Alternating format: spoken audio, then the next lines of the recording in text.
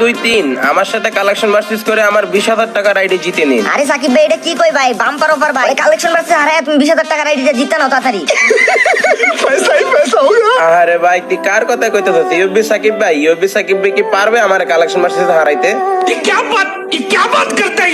কিরে তুমি দেও না, আমার কাছে বিবেজ আছে, তুমি কি বলো আমি তোমার সাথে কালেকশন ভার্সেসে পারবো না? না কখনোই পারবে না, কারণ তোমার আইডিতে একটা সামুরা বান্ডেল আর একটা ব্রাজিলের জার্সি ছাড়া কিছুই নাই। তুমি একটা ফকিন্নি।